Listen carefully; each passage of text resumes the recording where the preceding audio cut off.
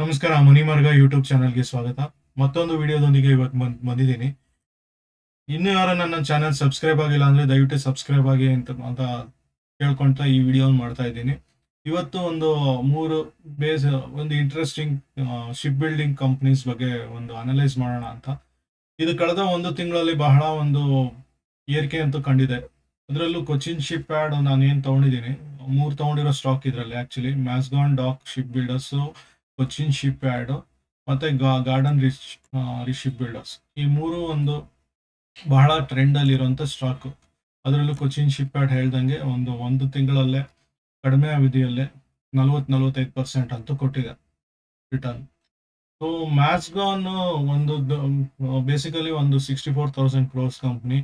Cochin ship yard 50,000 crores company.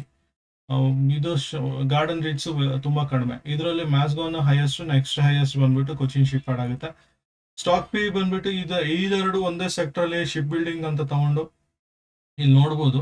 Company median aerospace and defence ಅಂತಾನೆ ತಗೊಂಡಿದೆ ಇದೆರಡು, ಗಾರ್ಡನ್ ರೀಚ್ ಮತ್ತೆ ಇದು ಕೊಚಿನ್ ಶಿಪ್ ಯಾರ್ಡ್. ಮ್ಯಾಸ್ಗಾನ್ ಬಂದ್ಬಿಟ್ಟು ಇಂಜಿನಿಯರ್, ಐ ಥಿಂಕ್ ಇದು ಬಂದ್ಬಿಟ್ಟು ಶಿಪ್ ಬಿಲ್ಡಿಂಗ್ ಅಂತಾನೆ ಸಪರೇಟ್ ತಗೊಂಡಿದೆ. ಸೊ ಈ ಒಂದು ಸ್ಟಾಕ್ಗಳು ನೀವು ನೋಡ್ಬೇಕಾಗುತ್ತೆ. ಬೇರೆ ಎಲ್ಲ ಇದಾವೆ. ಆಕ್ಚುಲಿ ನಾನು ಯಾಕೆ ಇದನ್ನೇ ತಗೊಂತಿದ್ದೀನಿ ಅಂದ್ರೆ ಗ್ರೋತ್ಗಳು ಬಹಳ ಚೆನ್ನಾಗಿ ಕಾಣಿಸಿದೆ. ಅದು ಬೇಸಿಕಲಿ ಇದು ಮೂರು ಸ್ಟಾಕ್ ಒಂದು ಗೌರ್ಮೆಂಟ್ ಆಫ್ ಇಂಡಿಯಾ ಕಂಪನಿ ಇದು ಮೂರುನು.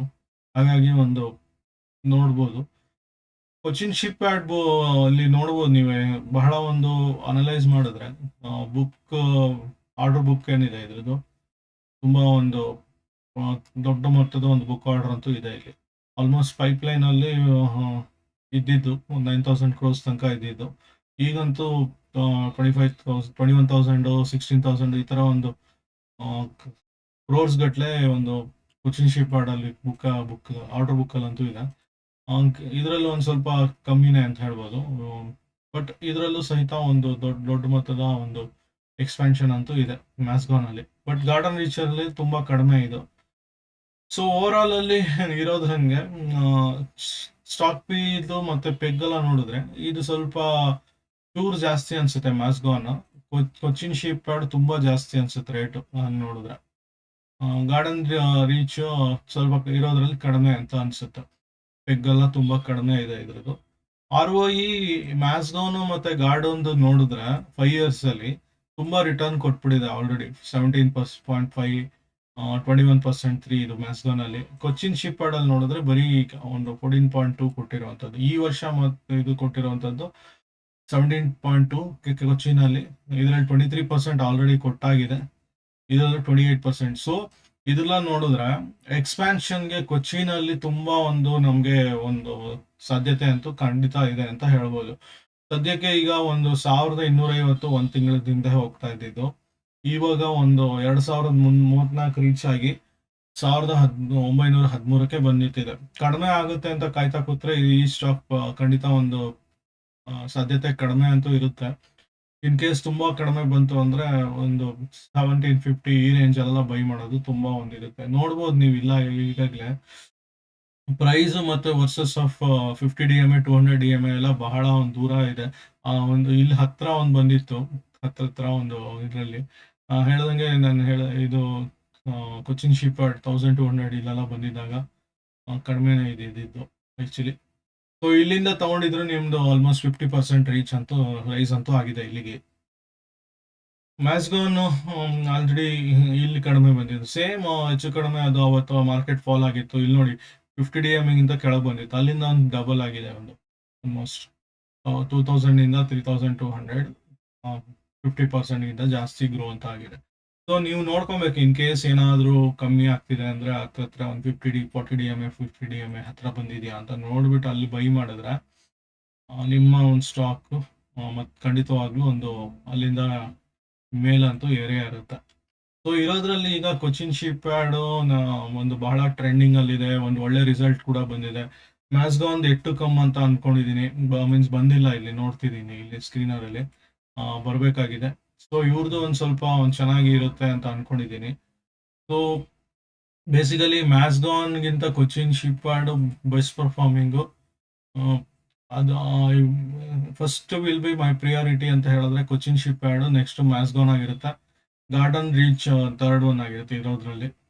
ಯಾಕೆ ಈ ಮೂರು ಸ್ಟಾಕ್ ಹೇಳ್ದಂಗೆ ಕೇವಲ ಇದು ಗೌರ್ಮೆಂಟ್ ಕಂಪ್ನಿ ಆಗಿರೋದ್ರಿಂದ ಒಂದು ಪಾಸಿಟಿವ್ ಹೋಪ್ಸ್ ಅಂತೂ ಇದೆ ನನಗೆ. ಎನ್ ಡಿ ಎ ಗೌರ್ಮೆಂಟ್ ಬಂದ್ರೆ ಮತ್ತಷ್ಟು ಇದು ಏರ್ಲಿಕ್ಕೆ ಸಾಧ್ಯತೆ ಅಂತೂ ಇದ್ದೇ ಇರುತ್ತೆ. ಮೇಲಾಗಿ ಇದು ಒಂದು ಒಳ್ಳೆ ಪರ್ಫಾರ್ಮಿಂಗ್ ಪ್ರೈಸ್ ಆಕ್ಷನ್ಸ್ ಎಲ್ಲ ಇದು ನಡೀತಾ ಇದೆ, ತುಂಬಾ ಏರಿಕೆ ಅಂತೂ ಕಾಣ್ತಾ ಇದೆ ಮಾರ್ಕೆಟ್ ಅಲ್ಲಿ, ತುಂಬಾ ಒಂದು ಟ್ರೆಂಡಿಂಗ್ ಸ್ಟಾಕ್ ಇದು. ಹಾಗಾಗಿ ಒಂದು ನೋಡ್ಬೇಕಾಗುತ್ತೆ. ಇ ಪಿ ಎಸ್ ಆಕ್ಚುಲಿ ಮ್ಯಾಸ್ಗಾನ್ ಅಲ್ಲಿ ಒಂದು ಏರಿಕೆ ಅಂತೂ ಕಂಡಿತ್ತು, ನೋಡ್ತಾ ಇದ್ದಂಗೆ 53.19 ಇದೆ. ಕೊಚಿನ್ ಶಿಪ್ ಯಾರ್ಡ್ ಅಲ್ಲಿ ಹತ್ರ 10 ಹತ್ರ ಇದೆ ಅಷ್ಟೇ.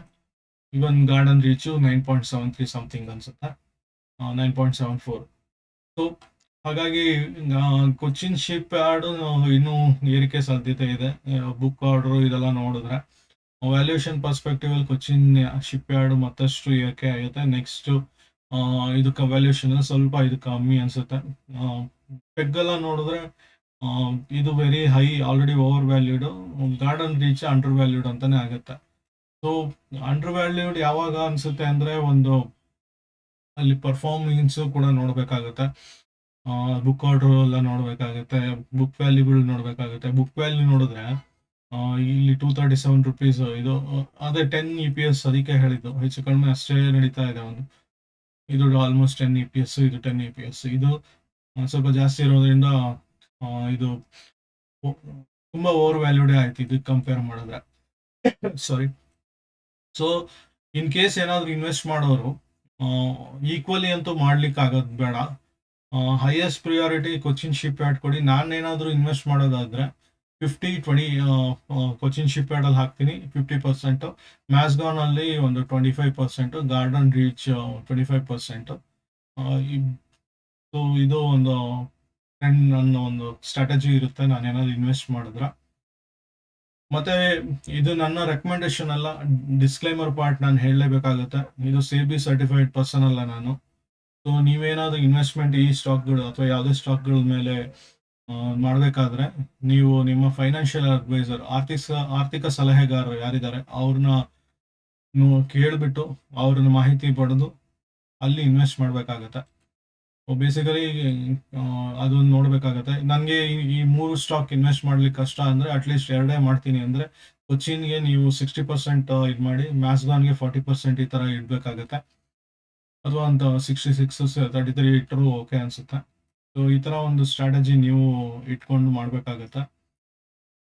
ಸೊ ಇದಾಗಿತ್ತು ನನ್ನ ವಿಡಿಯೋ. ಇನ್ನೂ ಯಾರು ನನ್ನ ಚಾನಲ್ ಸಬ್ಸ್ಕ್ರೈಬ್ ಆಗಿಲ್ಲ ಅಂದ್ರೆ ದಯವಿಟ್ಟು ಸಬ್ಸ್ಕ್ರೈಬ್ ಆಗಿ. ಇನ್ನೂ ಹೆಚ್ಚಿನ ಮಾಹಿತಿ ನಾನು ಕೊಡ್ಲಿಕ್ಕೆ ಸಾಧ್ಯ ಇದೆ, ಬಟ್ ಚಿಕ್ಕದಾಗಿ ಚೊಕ್ಕದಾಗಿ ತಿಳಿಸ್ಬೇಕು ಅಂತ ಈ ಸಣ್ಣ ವಿಡಿಯೋ ಮಾಡಿದ್ದೀನಿ. ಸೊ ನೀವು ಇನ್ವೆಸ್ಟ್ ಮಾಡ್ತಾ ಇರಿ, ಸ್ಟೇ ಇನ್ವೆಸ್ಟೆಡ್, ಹ್ಯಾಪಿಲಿ ಇನ್ವೆಸ್ಟೆಡ್, ಹಣ ವೃದ್ಧಿ ಮಾಡ್ತಾ ಇರಿ, ನಿಮ್ಮನ್ನು ನಿಮ್ಮ ಸುತ್ತಮುತ್ತಲ ಜನರನ್ನು ಸಹಿತ ಒಂದು ಬೆಳೆಸ್ರಿ. ಹಾಗೆ ನೀವು ವೃದ್ಧಿ ಆಗ್ತೀರಾ, ಜೀವನದಲ್ಲಿ ಏಳಿಗೆ ಕಾಣ್ತೀರಾ. ಶುಭವಾಗ್ಲಿ ಎಲ್ಲರಿಗೂ. ಮತ್ತೆ ಸಿಗೋಣ ಮತ್ತೊಂದು ವಿಡಿಯೋದೊಂದಿಗೆ. ಧನ್ಯವಾದಗಳು.